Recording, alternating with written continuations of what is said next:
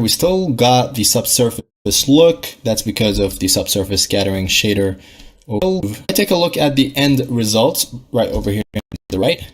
If I remove the texture, you can see over here we still got the subsurface look. That's because of the subsurface scattering shader over here. And we got all of the bumps going on as well, the nice glossiness, but obviously we're missing all of the color data. So I'm going to put that back, and then I'm going to remove the bump map and show you what it looks like without any bump. So again, because of the subsurface scattering and all of the details in the texture, we're getting a nice result. However, it does look flat. So I'm going to put back the bump, which is why it's really important to work with the bump map as well. All right, moving on, I'm going to show you what it looks like without subsurface scattering. So this is the subsurface scattering shader over here. And if I add the diffuse shader instead of it, and I'll mix the, let's see, I'm going to grab this. I'm going to use the same layer weight as a factor.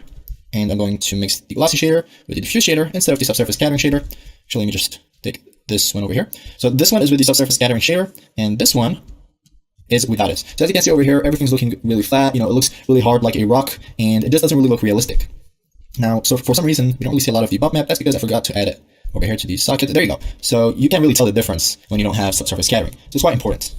We're going to go back to the final result. I'm going to delete this. Okay, once we are done with adding the texture and the bump map, oh, just a little note in case you guys didn't know, for the bump map, once you have the mouse, you can just add a bump node, add the mouse to the height, and then you can use the normal socket and enter it in all of the other nodes. So for example, the subsurface scattering node, the glossy node, even the layer weight. So without the bump node over here, the layer weight is going to look flat.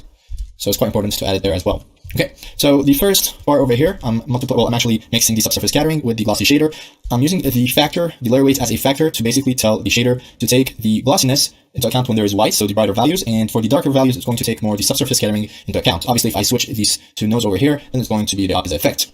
So the next shader over here, well, actually, once we get to this point, that's basically what the shader looks like, what the material looks like. And the reason I went further is just because with the first setup that I did, on the sides right over here, the bump was still the glossiness, and it just, all of the bump over here, you're going to see a lot of black spots showing up, as you can see. And that's because we have a lot more glossiness going over here than the subsurface scattering. And I already showed you earlier when we mixed the diffuse shader with the glossy shader, how we got this look, and it was just not pretty. So I added another mixed shader, mixing the result that I got with a little more subsurface scattering. To do that, once you finish, I'm going to hit the add to save.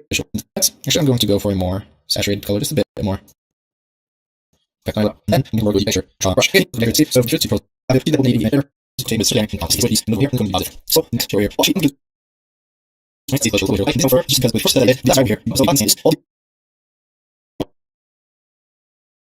the last one up. You can see over here. That's just I'll show you where you can see it. So add the here. This is a little more. You know, here to not add around with the draw the object. This I have the I will use as for the factor. I will simply ball on the concentrate on the inbox. And for the first image here, that will be a office in the last one that we enter that will be a give it on here so that it can be able to be more easily and to need about then you can make that shape. Finally, we're going to open a node over here and we can check onto that color. Solve the other using for example, we're going to read the picture, it's going to change and if you have and the color added to reduce your treatment and then has a full depth figures on that and it's so if you're going to do on that, we mentioned to here, so let's see how this is here, what we're about the picture, then you found the date that lens you are finished, we will start it up, does it good? It's straight here, and we are going to the goes to fill, now we're going to choose plus 14, good. And therefore, let's start with a base color sunlight system max and little short range on that color. So this is good.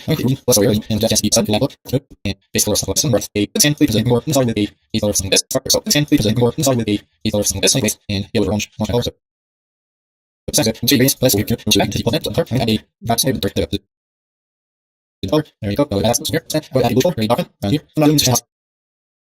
First, I can all the way that I can put my color and go with mid axis this so I can add it. I'm going to go for a you're close to something up to base color and mid also also then you add it over here. And you need the level so I'm not that would be good. So we have that little here and base influence here. Such and to go more. There goes more. Right on up. And work with the picture. Draw a brush. Okay, that's a little more of the layer to lower. And the for sports will show what you this night. Just be more and five. Yeah, so you have a site little and we'll move up. So take that over here, you can add so change it before here. Okay, and we'll now go back to using and each is not your add the data. I can wish you on the other video. We're next to yourself for post faster. Now I'm going to gather on use I think we have so here in real please. That do and if there's anything else on this I and I'm going to be let's try and see what that take on cursor we measure is things to we actually on cursor that point to so can keep this and go down the teacher so I'm just speak with to move to do that some stories and less nice and so that that more record being there no speed as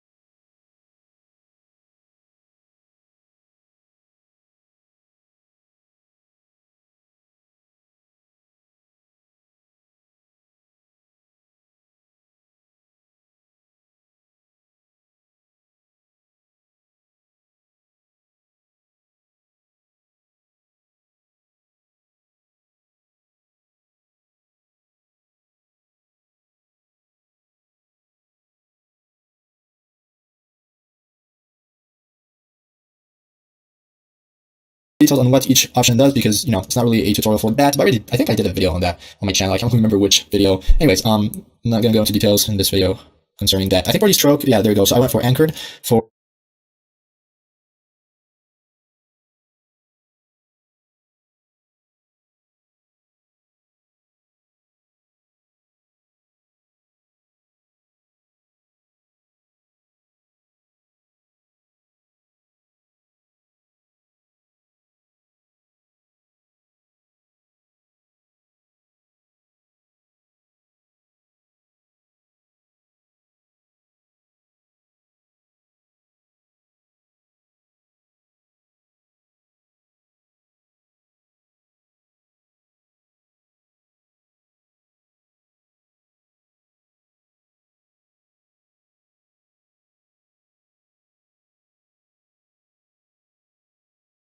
the pores, but since we're texturing right now and we're not doing the bump map, we'll get back to that later on.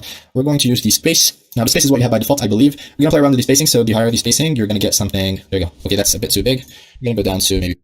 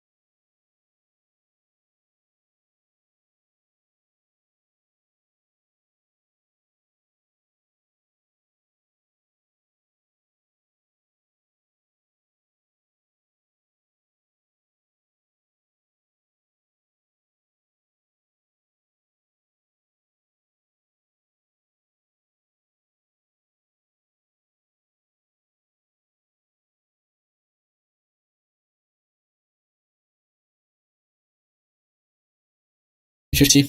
And as you can see, there's some spacing going on between each texture stroke.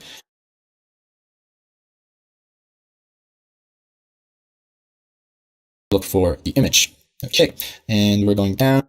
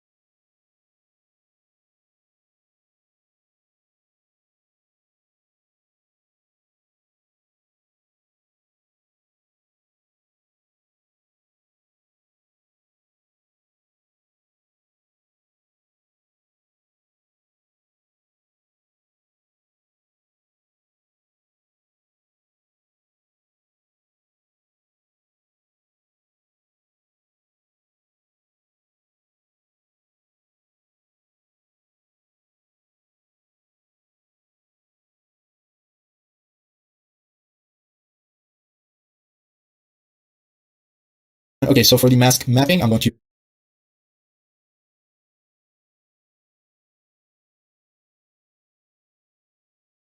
use a view plane.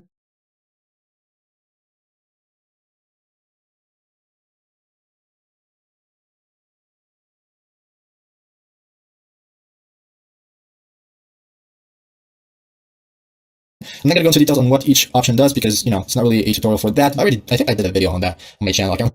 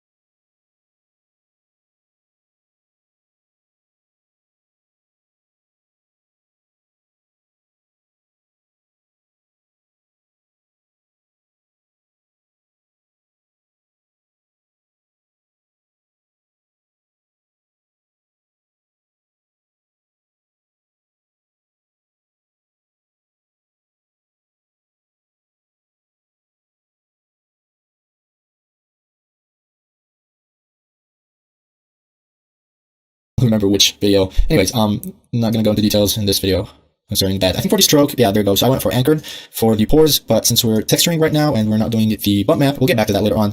We're going to use the space. Now the space is what you have by default, I believe. We're gonna play around with the spacing. So the higher the spacing, you're gonna get something. There you go. Okay, that's a bit too big. We're gonna go down to maybe 50. And as you can see, there's some spacing going on between each texture stroke. Now I want to keep the space at 5. I think by default it's at 10. And the jittering, I'm going to increase it, which will add randomness to maybe 0.5. And once you do that, another thing you need to take into account is the curve, so the way the brush is affecting the surface. So this is by default, it's really smooth. You can make it harsh, you can really play around with the curves, which I'll be doing a bit when we get into, I believe, the bump maps. So for now, I'm going to keep it as it is, and then I'm going to play around with the strength. So for the strength, I'm going to decrease it, pick the red color, and then you want to you want to softly just add some texture over here. As you can see, it's really adding some nice dots, and that's quite important so that it doesn't feel too flat to do that. And then you want to add more red colors, maybe even make it a bit brighter. There you go. Around areas like the nose,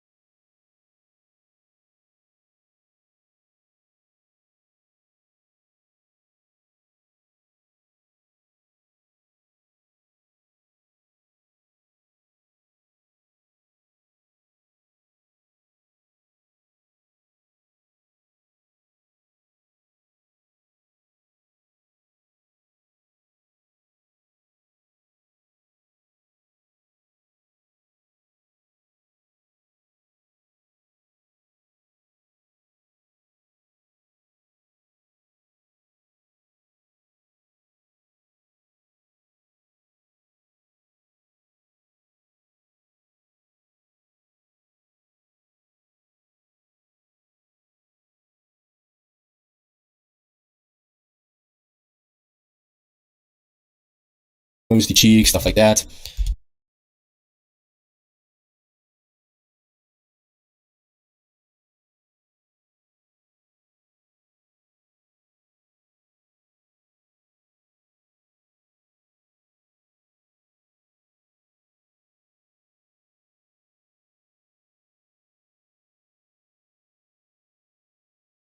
¿Más? No, ok, listo, gracias.